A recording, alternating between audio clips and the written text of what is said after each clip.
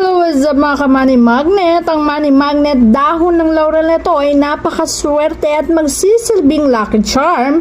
3 piraso lamang ng dahon ng laurel, money magnet dahon ng laurel ay pwedeng magsilbing swerte o lucky charm, success maging sa tayaan. Kung ikaw ay tatayana ng loto, mag-ipit ka lamang ng 3 piraso ng money magnet dahon ng laurel at itong sinusulatan mo ng numero, lagyan mo lamang sa loob ng 3 piraso ng dahon ng laurel. Ayan, ipasok mo lamang sa loob ha. Pagkatapos, maaari mo na itong ilagay sa ilalim ng unan mo habang ikaw ay natutulog para sa ganon mas maakit mo ang pagkapanalo sa tayaan at lumabas ang mga numero. Sapagkat itong money magnet lucky charm na to ay magsisilbing lucky charm at swerte sa buhay mo. Ipit mo to sa pitaka mo pagkagising mo, pag